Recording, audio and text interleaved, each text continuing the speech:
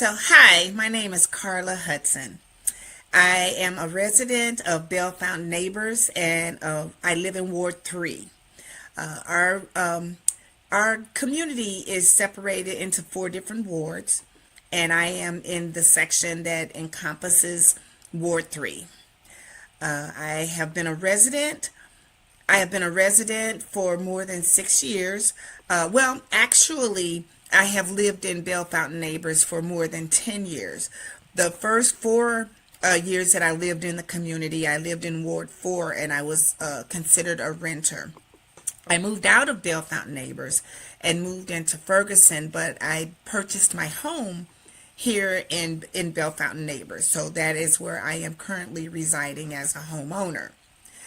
I became involved in the community as soon as I purchased my home. I've always voted. I haven't missed a single election. I have always wanted to know how I could contribute to the community, so I've always been involved in the community. For the City of Bellefontaine Neighbors, I was the Human Relations Commission Chair, which is the liaison between City Hall and the residents. So whenever the residents had concerns or needs, they would call me and my committee to assist with those needs. So I've been working with the and it was mainly seniors that would reach out to me on a regular basis. So I have worked with assisting them with whether it being they need a washer or dryer, a refrigerator, or food boxes. I would go pick up their food boxes and deliver them to their homes. Um, Also, at City Hall, I haven't missed a single Board of Aldermen meeting. And so all of this experience, the volunteering and going to all of the meetings, it gave me a clear knowledge of what was going on at City Hall. So during those board meetings, I realized there was a lot of things that were not being done that I wanted to see get done. And so that encouraged me to run for office within the city.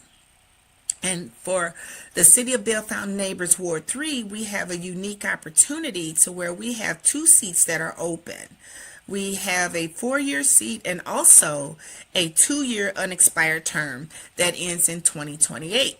So when it was time for us to go and file for what seats we wanted to run for, I filed for both. And so a lot of the community is concerned about not having representation should I win both seats. Should I win both seats, I can only serve in one, which is, a natural thing. However, we have processes already set up to where if there is a seat that's available, that's vacant, it could be filled by the current mayor and the full board of aldermen. And so I am asking for for votes for both seats so that we can make a change and make a difference in the City of Bellefontaine Neighbors. We have a lot of issues going on right now to where we have lost our bond rating. We haven't had an audit since 2021, 2022, and it's difficult for us to get things done in the community without having a bond rating because we cannot borrow money. So I have a financial background. I've worked in municipal government for 8.5 years. I am an office manager for a small nonprofit at this time. And as office manager, I work within finance, budgeting, and also, getting the bills paid and running the office. In addition, I have training in conflict resolution, collaboration. I know how to compromise, and I am flexible in giving everyone a voice. It's very important that when you step into a politician's role to work in municipal government, that you understand that you have to be able to compromise. You have to be respectful. You have to be able to truly hear and collaborate with other board members in order to get anything done. Right now in the City of Bellefontaine Neighbors, we have more than 87% of our ordinances that are outdated. Excuse me. We have more than 87% of our ordinances that are outdated, and they are not in conjunction with the Missouri state statutes. So it's going to take a lot of work to bring our ordinances current, to meet the Missouri state statutes. One of the things that a lot of people do not understand is that without our ordinances being in compliance with the state statutes, you really can't get any work done. Part of our role as an alderperson is to legislate. At this time, we should not have over 87% of our ordinances outdated. So that is one of my focuses. In addition, we have to work to get our staff that works for City Hall. Right now, they're operating on a skeleton crew. That needs to change. We had a mass exodus of staff leaving because they didn't feel appreciated. I've been going to the board meetings and asking them, as these employees are resigning and going to work for other municipalities, we should have some sort of process so that we can see why they're leaving. There's a lot that we have to do to regain the trust of the staff and the community. We can do better than we're doing right now. And it's going to take all of us, all of the residents, and all of the board. Right now, there's lack of transparency. We have no idea what our true financial status is for the city. We must first look at our finances and see what's really going on. At our 2021-2022 audit, the auditing firm found that we had about $1 million that was unaccounted for. Now, I'm not saying that someone stole that money, but due to the lack of having that oversight over the finance department, we have no idea what's going on. And the current administration is doing everything they could possibly do to not work with the auditing firm. And we're talking about the audit from 2021, 2022. We are now in 2026. That has to change. We need to know what our true financial status is so that we can move forward, get repairs done to the city. Another concern that I had is that we had $690,000 that has to be returned to the U.S. Treasury in unallocated ARPA funds. The current administration could not come to an agreement on how to best utilize that money. We've got problems going on at City Hall to where the roof is leaking. Our boiler is not working at our rec center. Our streets are in such disrepair to like you're driving through caters trying to get through the community. We need for all of that to change. We need a team of people who's going to do what's best for the citizens of Bellefontaine Neighbors. Bellefontaine Neighbors needs me. I've been a volunteer. I go to all the meetings. I'm well aware of everything that's going on. And I know there's some things that they cannot be transparent on. However, there are some things that they can be. And the fact that we can't get sunshine requests issued to us, we have no idea what our true financial status is. So I'm asking all of the community, get involved, call, ask questions, hold those people accountable, hold me accountable, when I'm elected. And so there's a lot we can do and work together. The one problem that we've had over the last 4 years is that, the board members don't work together. We must restore respect. We must restore honesty, transparency. We must collaborate. We must also communicate effectively. And so that's one of the things that really, really pressured me, well, not pressured me, but encouraged me to run, because I want to be the change that I want to see. And I'm certain these are the same changes that the community needs. Now, I am a lifetime Girl Scout. I've been a Girl Scout leader since 1990. Yeah, 1990 was when I first became a Girl Scout leader. I completed all the training. I was also a trainer for Girl Scouts of Eastern Missouri. One of my best courses that I was teaching was outdoor cooking. During that time, we had a lot of a lot of times to where we lost power due to really bad storms, and it seems like that has not changed today. Another thing that I was able to teach was, conflict resolution, how to handle those difficult conversations and that difficult situation to where you had to calm people down, work on, what you could do to solve the issue while addressing the issue. The one thing that I have come to realize is that mutual respect is a must. If everyone is hostile and angry, we have to take a step back and look at how we can better serve the community in any situation that we are in. I have been a volunteer manager for different organizations, such as for Blues at the Arch. I've coordinated some of the volunteers. However, most of my volunteer service was for St. Louis Art Fair in Clayton. I want to say for more than 10 years.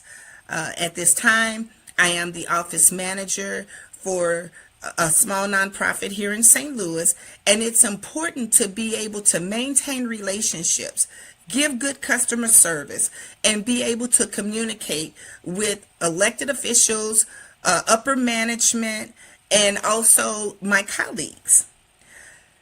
Another thing that I have done is I feel like I've been a volunteer all my life, basically. The majority of my volunteer service is with Girl Scouts. I now have adult children, so I am just a Girl Scout member at this time, so I am no longer involved with training or helping with any troops, but I do support them when they're selling Girl Scout cookies. Another thing that I am a neighborhood leadership fellow in the 2026 cohort, so I'm learning a lot about policy and my personal goals, my personal leadership plan. Also learning more about the communities, St. Louis City, and all of the connecting counties. This has been a great learning experience for me, as I didn't know much about policy at that time, but I'm gaining knowledge every time we meet, and that's pretty exciting for me. That has also encouraged me, this course has also encouraged me to get into politics, because I feel like my voice is important. What better way to, show what my interests are and how I can help the community and the state than to start at the local level and then move forward. There's a lot that I can learn. We learn from each other every day, and I'm ready for this job. So let's see here. Another thing, my governance approach would be to, lead by example, ask the right questions. If I don't know the answer to something, do my due diligence to find out the answer to those questions. I'm really looking forward to doing this hard work, because this work is not for the weak. It is not for the weak. There's a lot of different personalities you'll be dealing with, and having the type of training that I have, I know different leadership styles. I earned my DEI certificate through Cornell, so I've had training on DEI and learning about things that we have more things that connect us and that'll help us deal with each other than we don't. And so I'm looking forward to working with the community, working with the staff, and working with other board members. Another thing that's a concern for me, for the city of Bellefontaine neighbors, is public safety. At this time, and I believe other communities are shorthanded where police are concerned. However, I know for a fact that we just recently took 4 police officers out of the budget. And I think that that was a huge mistake, because when you look at the police, they are already short staffed. They can't be every place at one time. And so when the community knows, or when bad actors know that you're short staffed and they know you can't be every place at the same time, then things tend to get out of hand. One of my first things would be to fully staff City Hall, our police officers. Right now, we don't have enough staff to provide the services that the community deserves. So we need to get fully staffed. Our finance office needs to be fully staffed with individuals who are qualified for those positions. Right now, we are operating off of part-time consultants. Our city clerk is a part-time individual. How can you expect to get anything done when you don't have the proper staff to be able to provide the services that our taxes pay for? So those are some things that we must really, really, really get a handle on. One of my first orders of business would also be to support the city administrator position that's in the budget, but we've never fulfilled that position. That is something that we really need. And then that city administrator would be able to supervise the staff in the building, because our mayor position is not a full-time position as well. So there's a lot that we can do, to get things going in the city of Bellefontaine Neighbors, and we can bring this back to be a great community. It was beautiful when I moved here as a renter. Now I see on a daily basis that things are going downhill. We can bring this back. We can make sure that we've got youth programs. We can have programs for our seniors. We can get our rec center up to par. And I just think it would be great if we could do all this together. So let's see. So I'm looking at, okay, that's a different one. Okay, so we have talked about our my community priorities. Again, those priorities would be to fully staff our police department and the staff at City Hall, get our finances in order. We must get our finances in order. I have been trying to get the community to sign a petition audit so that we could get the state to come in and do an audit of our books. After that is done, we need to make sure we do a forensic audit for the past 10 years. We have no idea where that money has gone, and we also do not have any idea of if that money could even be recouped. But going through a forensic audit would give us more information as to how we could try to hold those accountable for the mismanagement and all of that. Now, the situation with the ARPA funds, we must make sure we send that money back. The money was due, you had to allocate that money by December 2024. Some of the current board members who are now running for office at this time, they were part of the group that would not allocate that money, and they got up and left out of a Board of Aldermen meeting. Therefore, since we did not allocate that money by December 31st, 2024, we are required to send back $690,000 in unallocated ARPA funds. April 30th, 2025, the final report was due. To date, we still have not filed that report, and we still have not sent that money back. And here we are a year after the fact that money needed to be returned. There will also be penalties involved. And I feel the current board needs to be held accountable for all of those mistakes. And we should hurry up and get that money sent back as soon as possible. I'm not understanding why we are still holding on to those funds, because they are not our funds to keep. And so my final, request is that you do your research on all of the candidates. Make sure you do your research on all of the candidates. And if you decide that I am the best candidate, I am asking for your vote for both seats in which I am listed as the number one candidate on both ballots. It's for City of Bellefontaine Neighbors, Ward 3, Alderperson 4-year term, Alderperson Ward 3 2-year unexpired term expiring 2028. I thank you for your time. If you have any questions at all, you could give me a call. My number is 314-324-8317. My email address is chudsonward3@gmail.com. And I thank you for your time.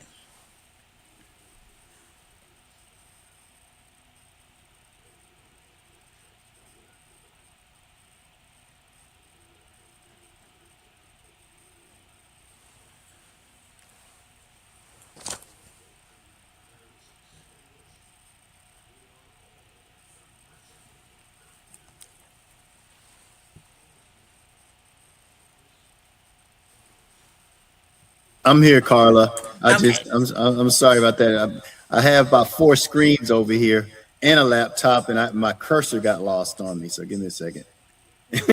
I understand that.